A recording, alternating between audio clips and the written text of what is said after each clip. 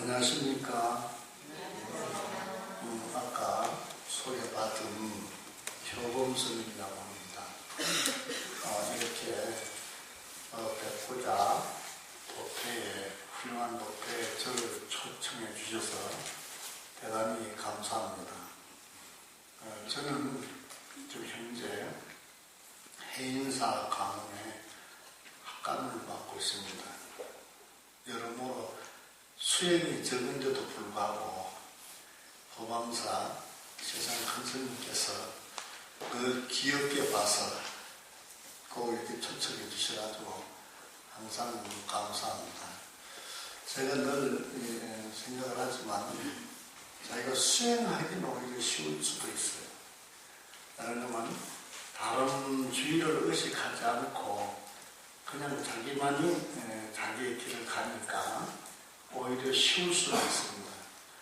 그런데 이 포교한다는 것은 더욱 어려운 거야. 왜냐하면 포교는 상대가 있잖아요. 그러면은 수행은 내 자신이 가는 길만 잘 가누려서 가면 된다고 하지만은 포교는 상대까지 살펴야 되니까 굉장히 힘듭니다. 그래서 이 포교를 하는 것은 최정상에 있는 분만이 포교를 하는 거라. 예를 들어 부처님의 일생을 통해서 보면은 부처님도 설산에 가서 고행하실 때는 본인의 길을 걸어가셨잖아. 근데 이제 설산에서 깨닫고 난 다음에 45년 동안 포교를 합니다. 중생을 제도하는 길을 걷는 거지. 그렇기 때문에 부처님이 깨닫고 나서 포교를 하셨잖아. 그러니까 이 포교라는 것은 어떤 수준에 오른 사람, 자기 자신의 어떤 확신에 찬 사람, 그리고 부처님에 대한 그 불같은 열정이 있는 사람만이 포교를 하는 것이지 그냥 아무나 하는 게 아닙니다. 그런데 그 포교에도 다양한 포교가 많아.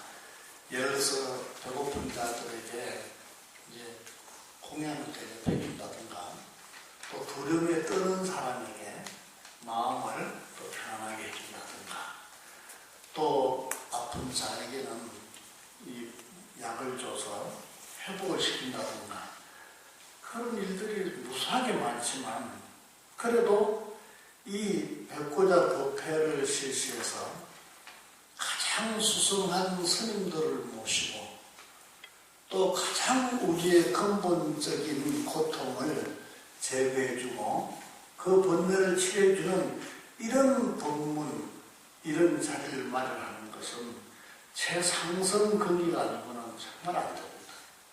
그리고 부처님을 만난다는 인연도 그렇게 중요한데 부처님 만나도 뭔가 아는 게 있어야지, 듣는 게 있어야지. 그러니까 그 부처님을 만나고 그 부처님의 말씀을 전해 듣는 이런 자리를 마련한다는 것은 제가 경험을 해보니까 정말 힘들더라고. 정말로 이게 백고자 법회가 하루 이틀도 아니고 말이지. 이게 뭐 한 10년 이상은 20년 가까이 한 자리에서 이렇게 세상 큰 스님이 꾸준하게 한다는 이 원령만은 진짜 스님들 중에서 따라가기가 어려운 그런 원력을 지니고 있는 분이라고 생각을 하거든. 이런 원력을 지닌 스님의 그 힘을 말이지 너무 아까워. 우리 보살님들이 서로도 이웃에 얘기를 해서 말이지 많은 분들이 동참을 해서 이런 자리가 말은 넘쳐나도록 그래 해야 되는데 우리 불자들의 신심이 좀 약한데 스님이 장소를 마련하면은 이런 장소를 이용을 하고 활용하는 것은 보살님들의 적극적인 협조가 있어야지. 그렇잖아요? 그래서 앞으로도 또 이제 계속 이어지잖아. 이어지니까 오늘은 일요일이라서 결혼식 가냐 바쁘다고 안 나오고 토요일날은 그동안에 힘들이 있기 때문에 토요일날은 쉬어야 된다고 안 나오고 이래 안 나오고 저래 안 나오다가 보면은 부처님 만난 날이 없는 거예요. 사람은 자기가 일요일 토요일이라서 오늘 내가 일주일 동안 근무라고 내가 힘들게 일을 했는데 오히려 이런 것을 부처님한테 해야 한다 하는 마음을 내서 오히려 더 절에 와야 되고, 일요일 날은 노는 날은 말이지 우리가 그냥 놀아 되느냐, 부처님 그 도량에 가서 놀아야지 이러고 또 부처님 도량에 더 와야 되고 말이야. 그렇잖아. 그래야 되지. 우리가 언제 이 고통을 끝나겠습니까? 내가 할 일 다 하고 한 손에는 세상에 떡을 쥐고 한 손에는 부처님 손을 잡으려는 게 잘 됩니까? 잘 안 되지. 그렇죠?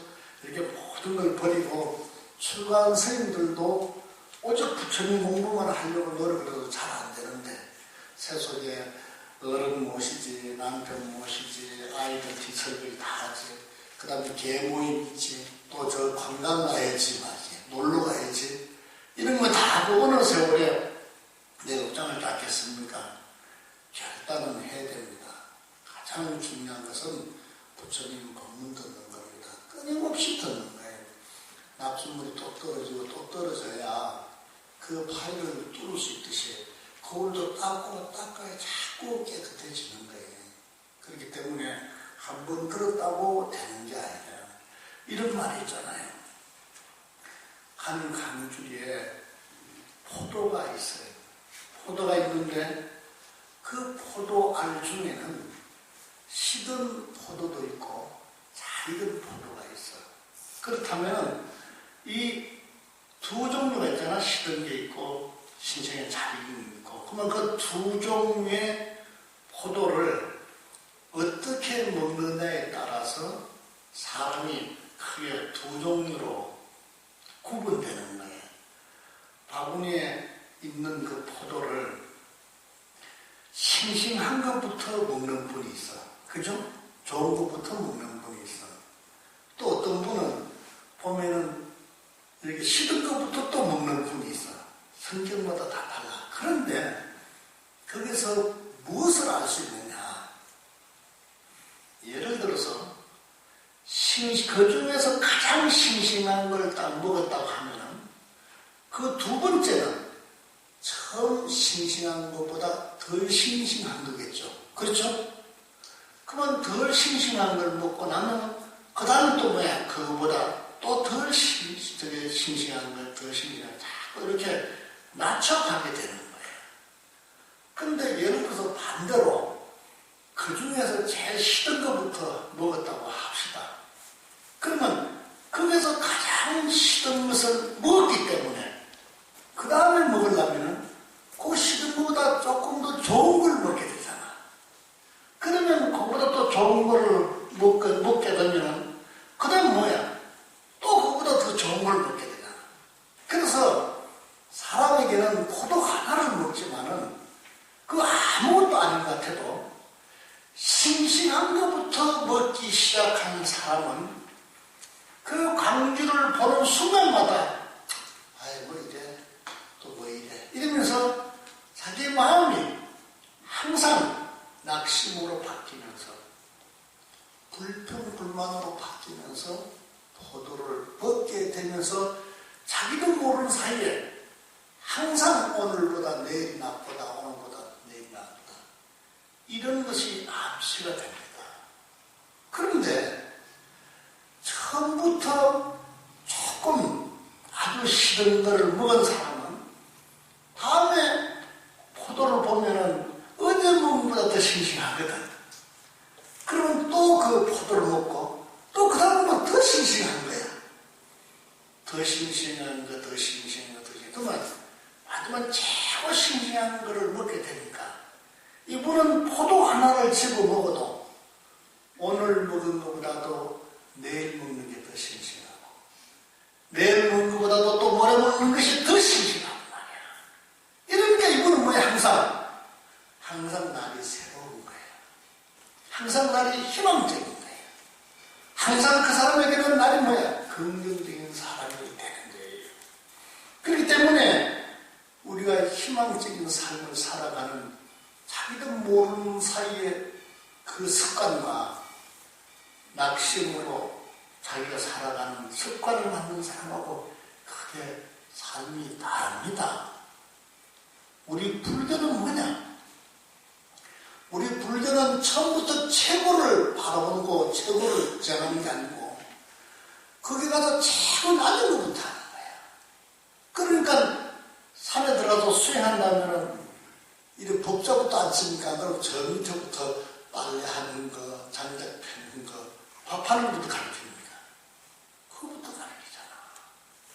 그럼 그걸 우리 평소 뭐라고 그래? 산에 가면 고행하러 가면 되잖아.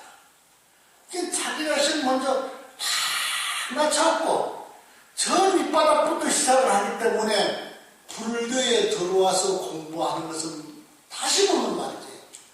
항상 내일이 더 새롭고 내일이 더 새롭고 내일이 더 새롭고 내일이 더 희망적이고 내일이 더 성공적인 그런 삶을 살아가는 조직체계라고 할까? 수행체계라고 할까? 안 그러면 집단이라고 할까? 그런 것이 바로 불교입니다. 우리 불자들은 말이지 어둡거나 또 뒤에 기둥 뒤에 숨어서 행한다든가 절대 이런 짓 안 한다고. 항상 새벽에 햇빛이 떠오르듯이 차차 자기의 그 새벽 저녁은 어두운 세계잖아. 그 어두운 세계는 중생세계에 내가 몸이 담고 있더라도 부처님을 만나는 순간부터 자기는 새벽을 맞이하는 거예요. 자기가 새벽을 맞이하기 때문에 뭐야? 부처님을 만나는 삶은 항상 밝고 밝은 세계다. 또 그런 삶을 계속된다는 사실을 우리는 가져야 되는 거예요. 이런 밝은 삶을 사는데 왜 이웃에게 이런 밝은 삶과 희망적인 삶과 행복의 길을 바라보는 것을 왜 함께 하지 않느냐 말이야. 왜 내 혼자 태만하게 습관적으로 그냥 먹느냐 말이야. 그게 이상하단 말이야. 한 마음 바꾸면 온 천지가 바로 극락세계라고 그렇게 그려졌고 한 마음 바꾸면 말이야 극락세계 바로 지옥이 된다고 그렇게 부처님한테 가르쳤을 때 우리는 한 마음 바꿔서 어떤 세상을 바라봐야 되냐 말이지. 희망적이고 성공적이고 극락세계를 바라보는 그런 마음을 갖고 살아야 된다 이란 말이지. 알겠습니까? 자, 그런 마음을 깔고 그래서 불교 법문을 하려면 고행처럼 힘이 들어요. 힘이 들지만은 지금 포도를 먹으면 그 다음에는 더 희망적이듯이 법문을 듣고 들으면 법문을 들으면서 더 화미에 차고 더 마음에 열정이 생기는 거예요. 알겠습니까? 그러니까 불교를 진짜로 믿는 사람들은 부처님의 공부를 제대로 한 사람은 부처님 법문을 듣고 공부한 사람들은 세상에 나가서 개모임에 가면 자기 동창 모임에 가면 동창도 한 소리가 시답답게 들어요. 이상하게. 아직도 저 얘기를 하고 있나. 벌써 자기가 보는 견해가 커졌단 말이에요.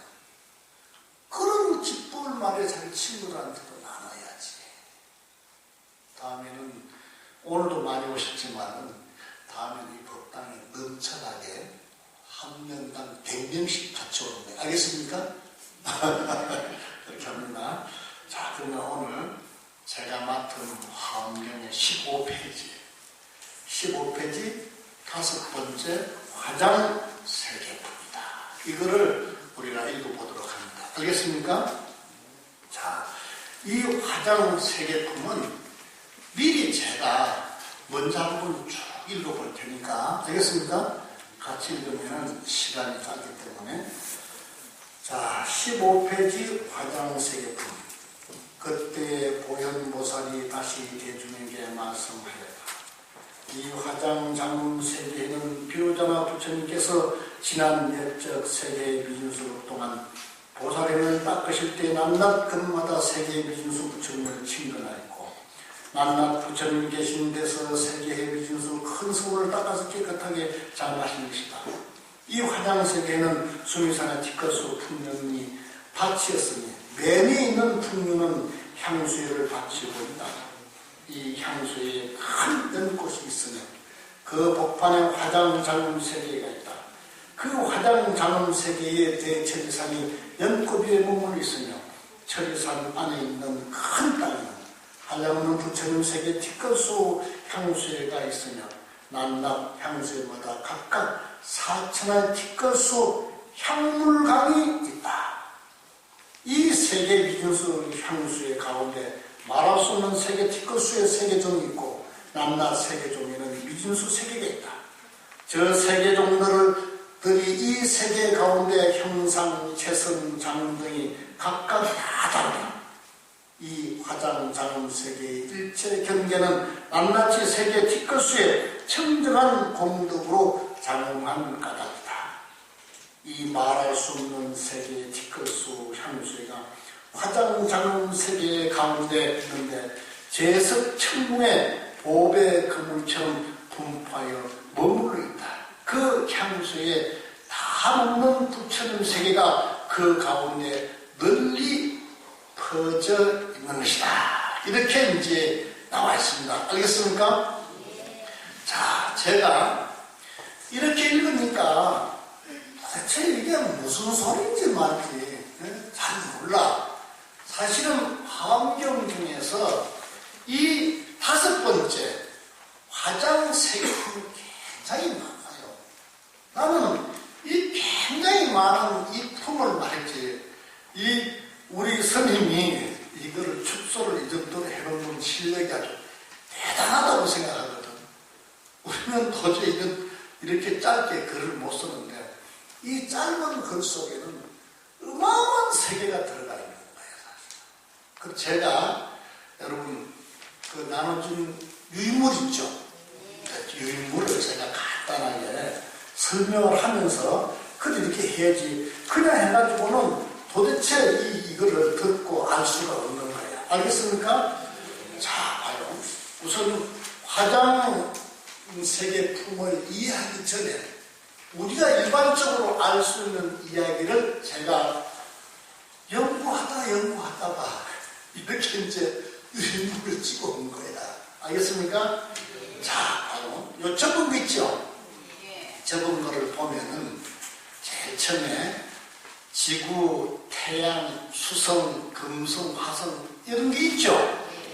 이게 태양을 중심으로 해서 그냥 태양이 하늘에 떠 있는데 그걸 중심으로 해서 전부 다 시계 방향으로 도는 것도 있고 반대로 도는 것도 있고 이래서 목성, 토성, 해왕성 이런 것들이 전부 다 이루어지고 있으니까 이게 어마어마한 세계란 우주란 말이에요. 알겠습니까? 이 어마어마한 우주 세계도 우리가 여기 있으니까 어마어마한 것 같지만은 부처님의 눈으로 보면은 그 지구가 요 밑에 그림 있죠? 깜깜한데 가운데 하얀 게 있죠? 요게 지구란 말이야. 여기 지구인데 요 지구가 요 정도 크도 주위에는 하얀 점들이 팍팍 찍혀있죠? 이 팍팍 찍혀있는 이 별들은 얼마나 멀리 있겠느냐는 말이야. 그러면은 이 지구도 이와 같이 그만 좀 더 멀리서 지구를 한번 보면은 어떻게 되냐. 한 장 넘겨요. 넘기면은 그 흰 테두리 줄을 하고 네모 반듯하게 했는데 그 가운데 점 하나 있죠? 이게 지구라는 거야. 이게 지구라는 거야. 멀리서 보면. 그러면은 또 더 멀리서 보는 거야. 더 멀리서 보면은 그 바로 밑에 칸에 뭐 안개 같은 게 많이 있는데 가운데 새카맣게 점이 안 보일 정도로 하나 있죠? 그 구름같이 쌓여있는 그 가운데 조그맣게 보이지도 않을 정도야. 그러면은 도대체 이 구름 같은 건 또 뭐냐? 또 우측 보면은 해오리 바람 돌듯이 구름 해놨죠? 이 해오리 바람이 돌듯이 구름 해놨는데 그 바로 위에 네모 반듯하게 해놨죠? 요 세계에 이 지구와 이 구름 세계가 있다는 거야. 그러면 이 빙빙 도는 이 구름의 세계는 또 얼마나 또 멀리서 보면 어떻게 되냐? 그 밑에 또 조그마한 게 있죠? 이 조그마한 세계가 도는 것이 조그마한 저 사진처럼 이렇게 조그맣게 보이는 거예요. 그러면 그걸 다시, 그걸 또 더 멀리서 보면 어떻게 되냐? 또 한 장 흘립니다. 맨 뒤에. 위에 칸에 보면은 네모 안에 점 하나 딱 찍혀 있죠? 그것도 멀리서 보니까 이렇게 작게 보여.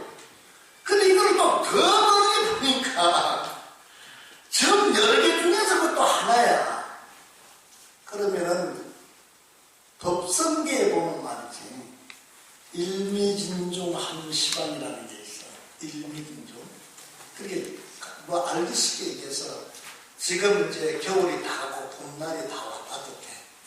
그러면 추웠던 몸을 녹이기 위해서 좀 피부에서 펴가지고 창가에 가만히 가면은 우리가 태양 햇빛이 딱 비치면은 먼지가 일어나잖아.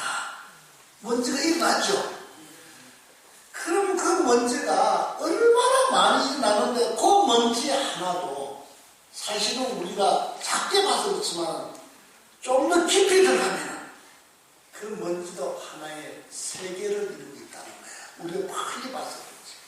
지금도 멀리 보니까 지금 점이고 먼지와 같잖아. 그렇죠? 이러한 세계를 말이야. 부처님께서 성천인정에 깨닫고 세계에서 시방세계가 있는데 또 그 세계 옆에 시방세계 또 세계 또 시방세계가 이렇게 중중무진의 세계가 이 우주법에 꽉 찼다고 말씀하는 그 세계가 바로 5번째 화장세계품인 거예요. 알겠습니까?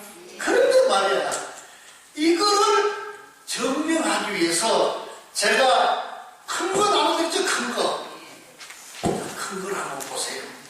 큰 걸 한번 보면은 이게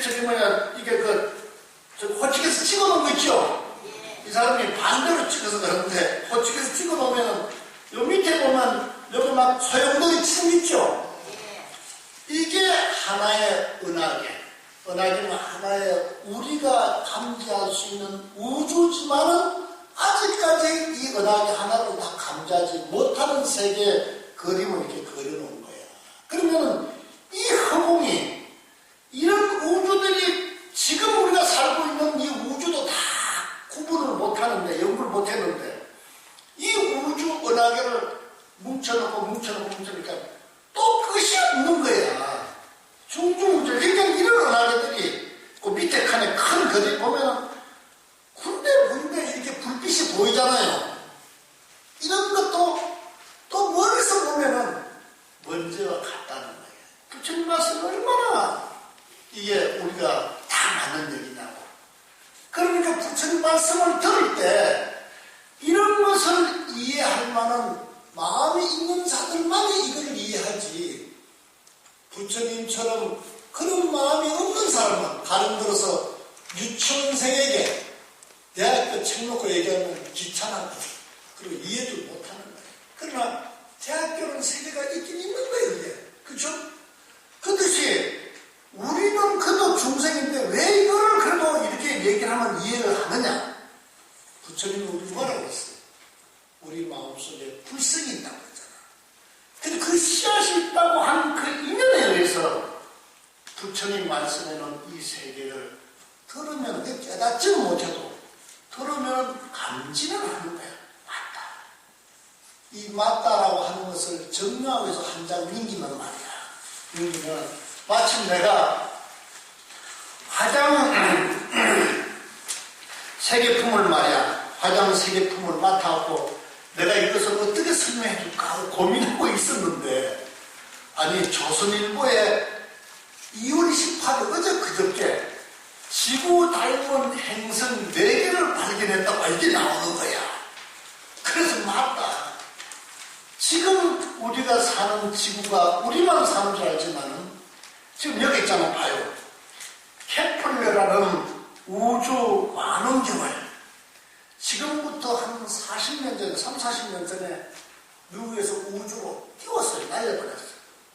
날려버리니까 이 망원경이 있기 때문에 여기서 지구에서 우주를 바라보는 그 한계가 있는 거예요. 그러니까 지구에서 바라보지 않고 망원경을 허공에다 띄워버리는 거예요.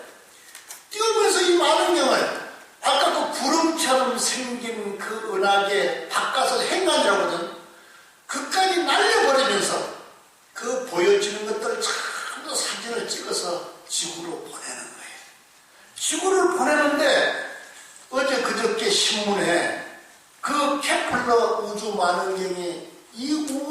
공간을 달려가면서 찍혀 나오는 그 사진을 보니까 우리가 살고 있는 이 은하계 말고 밖에도 4개의 지구하고 비슷하게 닮은 행성이 발견됐다고 나오는 거예요.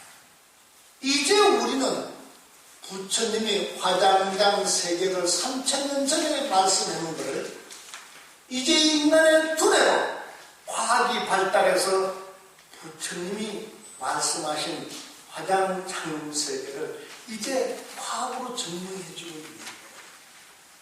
무슨 얘기인지 이해 갑니까?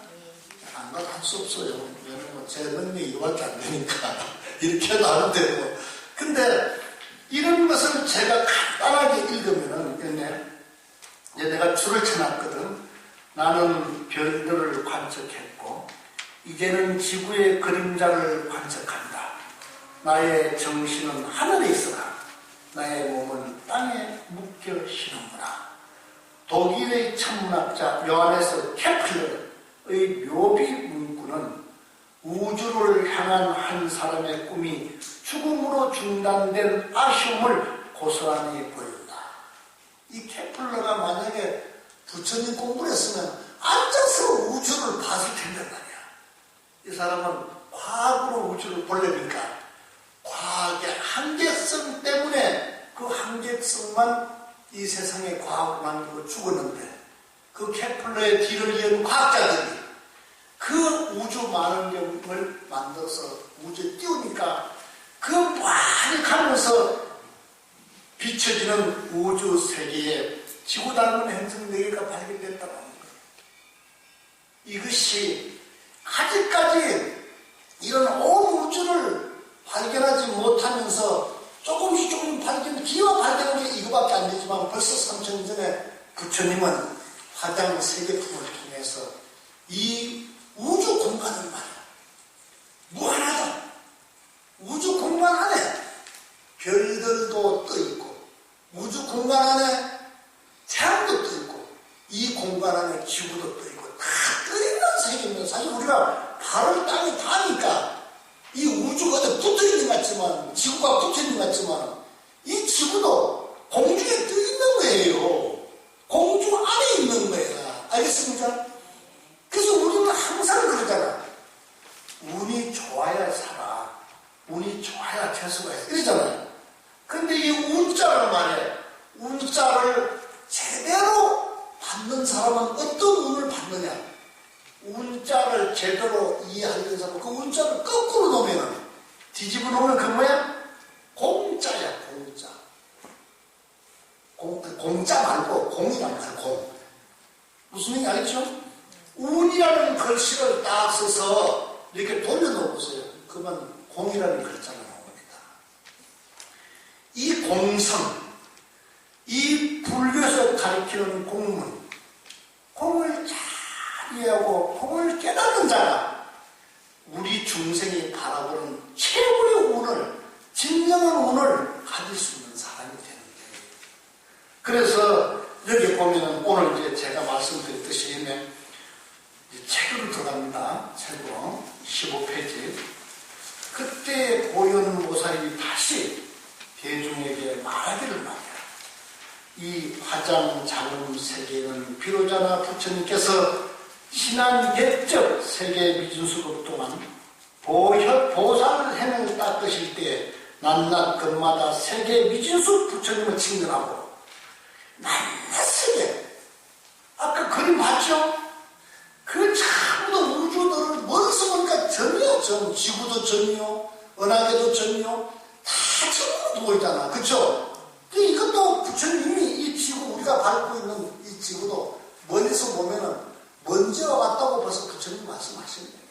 지구가 먼지가 아니고 아까 그림의 제일 처음에 태양, 우주, 목성, 해왕성, 명왕성, 금성 그 있는 그 우주 세계도 멀리서 보면 그 자체가 전부 다도 먼지밖에 안 된다는 거예요. 근데 그 먼지밖에 안 되는 세계, 그 세계, 낮낮 세계들이 전부 다 또 갖춰져 있다는 거야. 낮낮 부처님이 계신 데서 세계, 미진수 큰 성을 닦아서 깨끗이 장하신 거다. 이런 것들이 어떻게 이루어지느냐?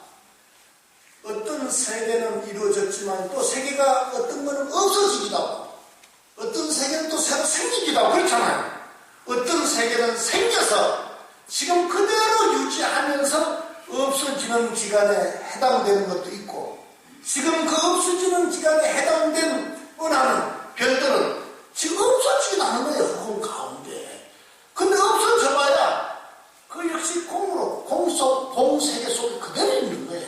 그러니까 불교에서는 불생불멸이라는 것, 그 다음에 불교에서 말하는 평등이라는 것, 3살을 죽든 10살을 죽든 50살을 죽든 70살을 죽든 그거는 우리가 10살을 죽었어 20살을 죽었어 30살을 죽었어 이러지만 저분은 90살을 죽어서 뭐 이렇게 수명장수에서 보기만 이러지만 그 눈으로 보면은 3살을 죽는 거나 9살 그래서 그냥 있는 거예요. 그냥 내가 이제 말씀을 시간에 이 화장세계하고 비로자는 품을 쓰러내니까 시간이 짧은 관계로 그것도 저희가 간단간단 얘기하는데 이야기는 쉬울 겁니다. 그렇죠? 여기서 보면은 10살을 죽었다, 20살을 죽었다, 30살을 죽었다라고 해서 차등이 있는데 부처님의 먼 세계 볼 때는 이 자체도 없는데 거기서 3살, 20살, 8살이 죽으면 뭐 하는 거예요, 이게. 그냥 그 안에서 그냥 있는 거기 때문에 평등한 거예요. 이게 불교를 공부하면 이 우주 공화는 평등세계가 이루어지는 거예요. 그냥 우리가 여기서 부처님 공부를 한답시고 자기 아성이 됐어. 내 상이 됐어서 내 임의대로 뭐 복이 있다 없다 이러겠지만 진정 부처님의 세계, 부처님의 바닷속은 복이 있고 없고 그걸 노란탕이고 본래 다 그대로 있는 거예요. 그대로. 내가 못 찾았어. 그래서 불교는 평등하다는 얘기가 바로 그렇게 평등하다는 거예요. 근데 3,000년 전에 부처님이 벌써 큰 소를 따가서 깨끗하게 장엄하십니다. 장엄을 했는데 그러면 이 화장 장엄세계는 수미산의 티커스 풍년이 바쳤으니 근데 이 세계까지 이렇게 그림인데 그림을 보면 알겠습니까? 요 찍은 그림 있죠? 요 찍은 그림을 보면은 자 부처님이 요 세계를 간단하게 그림으로 그려놓은 게 요 세계인데 이 그림은 진짜 세계를 그린 게 아니고 우주 세계를 축소해서 인간의 상상력으로 이렇게 그려놓은 거란 말이에요. 이해하기 쉽게 그려놓은 거예요. 알겠습니까? 그렇다면은 여기 보면 향수를 받치고 향수에 무슨 큰 연꽃이 있고 큰 연꽃 법하는 화장자음 세계가 있고 화장자음 세계는 대천산 있고 연꽃 위에 몸을 있고 천산 위에는 큰 땅이 있는데 하늘은 부처님 세계 그 세계가 있다고 얘기를 하는 중중무진의 세계가 바로 이 그림에 보면은 맨 밑에 향수에가 저기 바다가 넘치는 것이 같이 보이죠? 그 다음 바다처럼 보이고 바로 또 그 위에 보면 그 연꽃처럼 보이죠? 그 연꽃 위에 보면은 무변로 화강 향수에라고 써놨죠? 향수에 물 바다겠죠? 그 위에 보면은 또 만이왕하라고 그 화분 쓰고 있죠? 그 세계를 또 연꽃이 있죠? 연꽃 위에 보면은 이 네모 칸이 삼각으로 거꾸로 삼각이 있는데 이게 세계, 종명, 보조, 시방 이렇게 해놨죠. 그 위에 보면은 채성강 세계, 무슨 쭉 해놨는데 거기에서 하나, 둘, 셋, 13번째 보면 그 위에 중간쯤 보면은 그 옆에 동그라미처럼 있죠. 동그라미처럼 보이죠? 그 세계는 사박의 비로 자나 열애라. 그런데 지금 우리가 살고 있는 세계가 부처님의 화장장 세계, 하늘 세계로 보면은 어디 있느냐? 여기 있다는 거예요. 그러니까 여기 세계가 이 부처님의 화장장군 세계를 보면 많은 세계가 있는데 그 세계 중에 13번째 여기에 해당이 되고 알겠습니까? 여기에 해당이 되는데 지금 이 우주의 주인은 누구냐? 바로 사박을 정했죠? 사박의 비로자나 열애. 비로자는 부처님이 계신다. 그래서 이거 보면은 16페이지 6 화장자금 세계품 다음에는 비로자나 부처님 세계가 이름이 나오는 거야, 이게 바로. 알겠습니까? 그래, 이게 나오는데, 이 화명 경전이 굉장히 잘 돼 있어, 이게 경전이. 알고 보면 너무 방대해가지고, 이 화장자금 세계, 그리고 화장 세계만, 세계품만 해도 사실은 어마어마하지만, 줄여놔서 이야기 쉽게 하면, 제일 처음에 화엄경은 세주명품이 있다고. 제1번에 세주명품. 그 다음에 열애현상품. 그 다음에 보현상명품. 그 다음에 세계성취품. 그 다음에 오늘 화장장엄 세계품이고. 그 다음에 비로자금품이야. 이것들이 하나하나 전부 다 나오면서 화장장엄 세계가 있으니까 그 세계에 사시는 분이 바로 비로자나 부처님이고. 이 비로자나 부처님이 계시는데 그 다음에 보면 7번째 열애명호거든. 이 세계가 하나만 돼 있는 은하가 아니란 말이야. 가지가지 또 세계가 많아. 그러면 그 곳곳마다 부처님이 다스리는 이름이 다 있단 말이야. 그래서 그게 열애명호품이 그 다음에 또 따르는 거야. 그러면 열애명호품이 따르면 그런 곳곳마다 그 부처님이 무엇을 가르쳤는가? 그러면 이 사성제품이 그 다음에 딱 나오는 거예요. 이게 질서정연하게 화엄경이 제대로 잘 되어 있는 겁니다. 알겠습니까? 그래서 옛날에 이렇게 하는데 이것이, 자, 요거를 한 세계만 그려진 건데, 한 세계냐.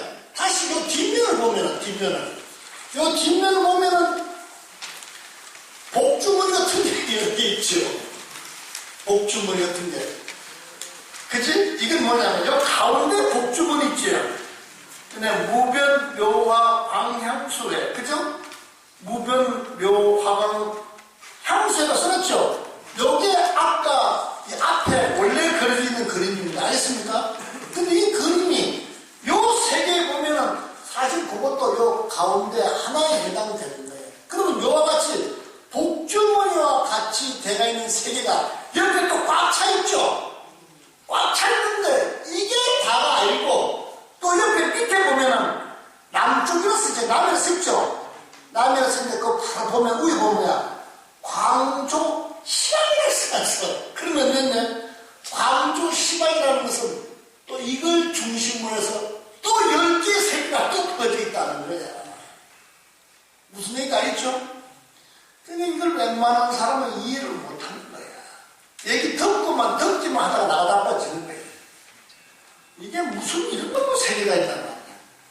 근데 이거를, 그 밑에 시계처럼, 술바퀴처럼 만든 거 있죠?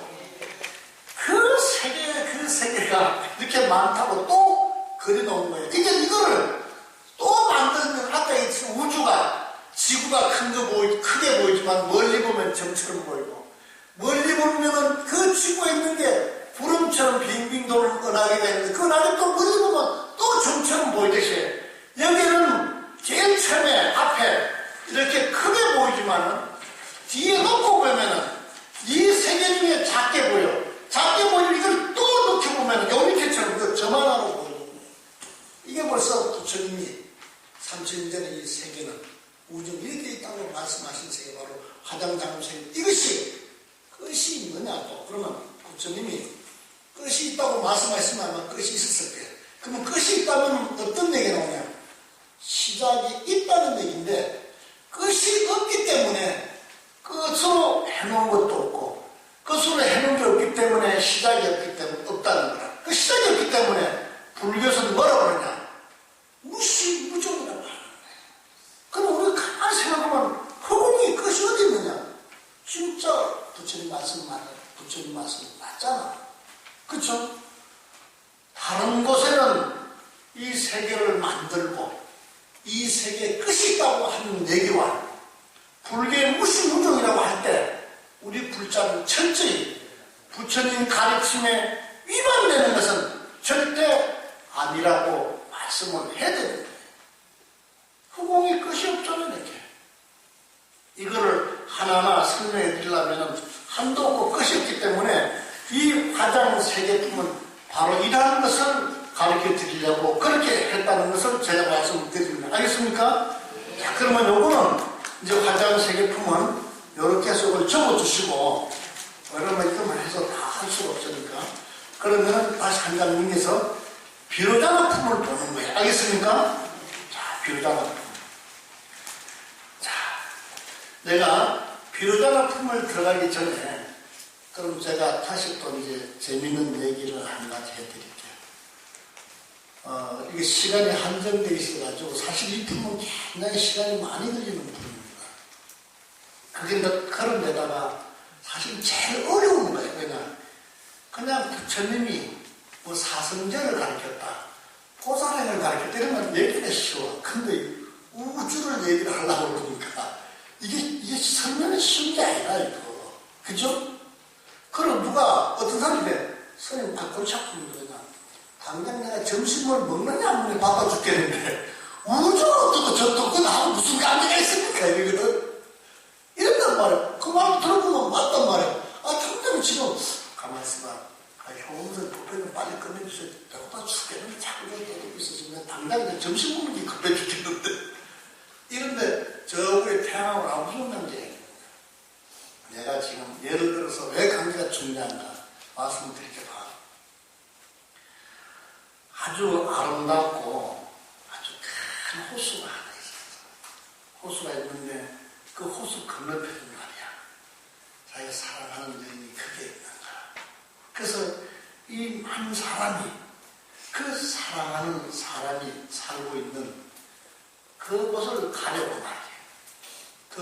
가보니까 마침 그때가 겨울이었어. 그게 호수에 얼음이 싹 얼어가 있는 거야. 그래, 이 사람은 평소에 가끔씩 그 얼음을 딛고, 얼음이 얼면은, 얼음이 얼면은 그 건너갈 수가 있잖아. 그래, 얼음이 얼으면 건너갈 수가 있다는 것을 믿고, 바로 디뎌보니까 처음에는 안 꺼버지는 거예요. 그렇구나. 얼음은 얼었기 때문에 내가 건너가도 된다고 자기가 그 얼음을 100% 믿은 거야. 믿고 그 얼음을 걸어가는 거야. 걸어가는데 얼음이 꽁꽁 온 게 아니고 슬쩍 얼었어. 그래서 중간중 가다가 슬쩍 보면 얼음이 깨져서 빠져서 죽은 거예요. 그런 경우 많잖아요. 이렇게 얼음 이렇게 지나가다가 빠져 죽는 경우 있잖아요. 이 사람은 그 얼음이 얼었기 때문에 자기가 걸어가도 된다는 그 얼음에 대한 100% 믿음을 가지고 갔는데도 얼음이 덜 얼어서 깨지는 바람에 죽은 거예요. 똑같은 상황이야. 또 한 사람이 있었어. 이 사람도 또 건너게 된 거예요. 근데 이 사람도 똑같은 상황 속에서 얼은 걸 보고 진짜 건너가도 되나 안 건너가도 되나. 이 사람은 믿지 않고 의심하고 통통 두드리고 건너가는 거예요. 근데 실제로는 이 사람이 두 번째 사람이 건너갈 때는 이름이 꽉 까불어서 그냥 믿고 건너가도 되는데, 혹시나서 항상 의심을 하고 두들기고 가서 20분이면 그냥 편안하게 건너갈 거라 한 1시간을 걸쳐서 조심스럽게 건너갔어. 건너가 보니까 얼음이 잘 얼어 있었던 거라고. 제가 왜 이 두 가지 이야기를 하느냐, 얼음을 얘기하고 싶어서 신앙도 마찬가지예요. 신앙은 네가 100% 믿느냐 안 믿느냐 그런 관계가 없는 거예요. 제일 중요한 것은 네가 믿는 그분이 진실하냐 아니냐, 이게 먼저 중요한 거예요. 너가 얼음을 100% 얼었다고 믿어도 네가 믿는 그 얼음이 덜 얼었기 때문에 너는 빠져 죽는 거예요. 그러나 내가 이 얼음이 정말 완벽하게 얼었는데도 불구하고 내가 그 얼음을 의심해서 건너가더라도 결국 얼음이 완벽하게 얼었기 때문에 내가 의심하든 안 하든 건너갈 수가 있었던 거라고. 이거는 뭘 얘기하느냐, 내가 믿음을 가지는데 이 믿음을 100% 믿느냐 안 믿느냐가 중요한 게 아니고 지식적으로 얼음이 일단은 튼튼하게 잘 얼어야 그를 믿고 건너가는 그 사람들 다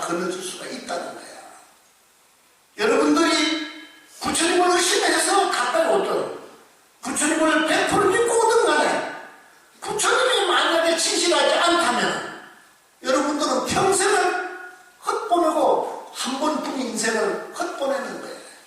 근데 여러분의 부처님을 믿으면서 항상 의심을 해도 부처님이 진실하다고 하면은 그 의심은 여러분이 의심스럽게 믿었지만은 그 의심의 끝은 결국 뭐야? 진실로 돌아가는 거예요.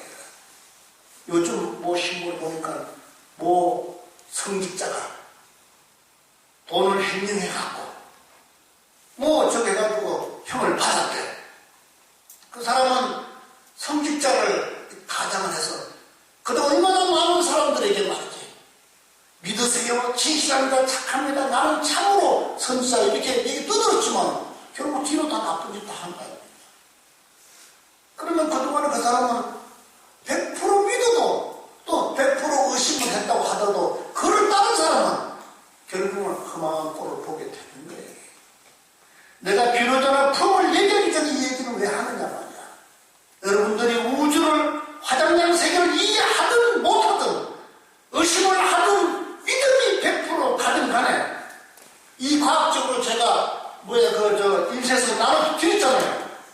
그 뒤린 것하고 또 그동안의 인과의 법칙을 얘기하는 것 같고 여러분 삶을 대비해보면 부처님의 말씀은 여러분이 안 믿었지 부처님만은 진실한 분이기 때문에 여러분은 진실한 믿음 속에 지금 바다에 들어와 있기 때문에 여러분 것은 바로 행복하고 영원하고 제대로 잘 믿고 있다는 것을 얘기해 주기 위해서 비로자품 전에 제가 말씀드리는 거예요. 그런 믿음을 가지면서 부처님을 접하고 그런 믿음을 가지고 내가 이 부처님에게 모든 가르침과 신과 그 다음에 그 가르침을 배우는 것과 그 지니는 것과 이 부처님의 가르침을 이웃에게 전해주는 것이 그게 떳떳하지. 만약 부처님이 잘못되고 나쁜 것을 여러분이 가져가지고 또 그걸 잘못된 걸 배워갖고 이웃에게 전해주면은 여러분 하나만 망치도 되는데 잘못된 것을 전해줬기 때문에 그 친구도 잘못될 거 아니냐 말이야. 그런데 부처님은 아까 말씀대로 안전하게 여러분을 건너갈 수 있는 신실한 얼음이기 때문에 여러분은 그것을 믿고 부처님 밟고 가도 여러분은 그것은 바로 행복하고 완성한 집이 될 거란 말이야. 알겠습니까? 예. 자, 내가 비로자나 품을 더 말씀을 해드리는데 시간 관계상 비로자나 품을 제가 먼저 읽겠습니다. 알겠습니까? 그때 보현모살이 다시 대중에게 말씀하셨다. 지나간 옛적 세계 티끌수 겁의 곱을 지나서 세계 가운데 한 세계가 있으니 이름이 선언이다. 이렇게 시작을 하는데 요 보면은 밑에서 보면은 중간쯤 보면은 그 부처님께서 연꽃 속에 호련히 출연하시어 미간에서 큰 광명을 놓아 중생을 조복하시니 저 도성에 대위강 태자라 이렇게 나오거든. 이 대위강 태자라는 분이 바로 부처님이 비로자나 부처님이 되시기 전에의 이름이 대위강 부처님이란 말이야. 저 태자란 말 알겠습니까? 그래서 이 대위강 부처님이 말이야 수행을 하고 또 고행을 하고 이렇게 보살님을 따라서 내중에 비로자나 부처님이 된다는 얘기인데 여기는 17페이지 그리하여 대위강 보살이 모든 세간을 위하여 여러께서 옛날 행하신 일을 나타내 보이시며 보살들의 옛날에 하던 방편을 나타내 보이며 일체 부처님의 공덕밥다를 나타내 보이면서 이러면서 그 대위강 보살이 보살의 행하면서 모든 부처님 행한 바를 자기가 그대로 다 손수하는 거예요. 알겠습니까? 그러면서 맨 밑에 보면은 그 후에 그렇게 한 후에 대위강 태자는 여러 부처님들을 친경 공명하며 법문을 듣고 장차 부처대리라는 수기를 받았단 말이야. 알겠습니까? 부처대리라는 수기를 받고 전용성의 자리에서 물려받은 후 대천왕이 되었고 그 권속들도 모두 삼매의 힘으로 일체법의 실상바다에 들게 하였단 말이야. 알겠습니까?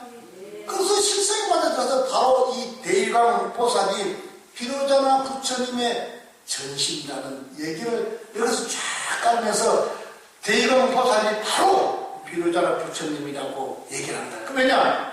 이 세계는 아까 그 칸수 16번째 그 비로자나 부처님이라고 했잖아요. 그렇죠? 그러고 비로자나 부처님이 도대체 뭐 때문에 하느냐? 바로 대위강 보살님이 비로자나 부처님이 되신 것이다. 이렇게 얘기를 하고 계시는데 여기서 중요한 보면은 한 8번째 줄에 보면 17페이지 8번째 줄에 보면은 뭐냐 하면은 8번째 줄에 세 보면 8번째 줄에 보면은 보현보살이 소유한 행원을 나타내 보여서 이제 보현보살 나오죠. 이 보현보살의 보자는 뭐냐면 아주 넓다는 거야. 알겠습니까?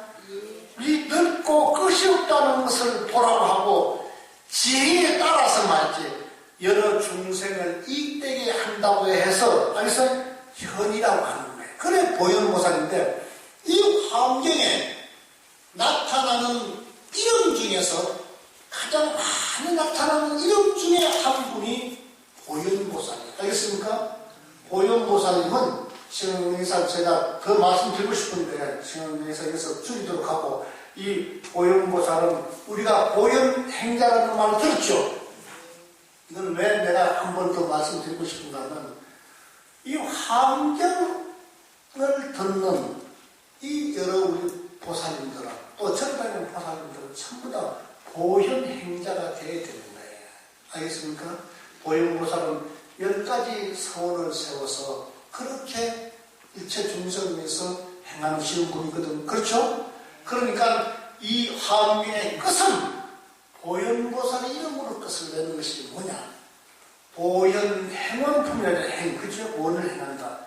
여러분이 화엄경을 공부하면은 여러분이 화엄경만 듣고 계시는 것이 아니고 듣고 배운 것을 신의 행제이잖아. 듣고 배운 것을 이웃에게 반드시 기쁨과 행복을 전해줄 수 있는 그런 불자가 되어야 된다는 거예요.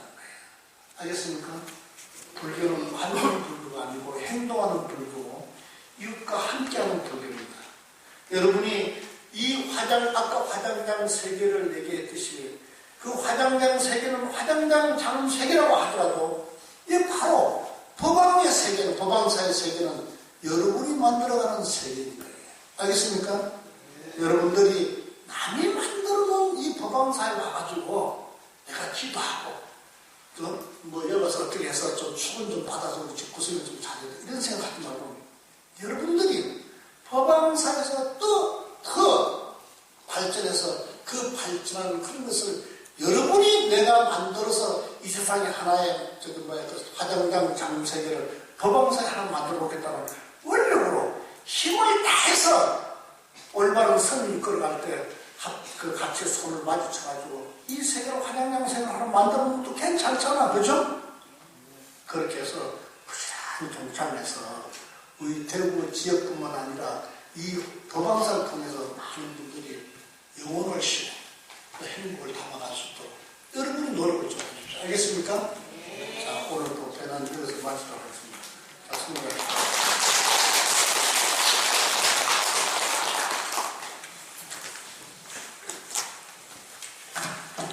나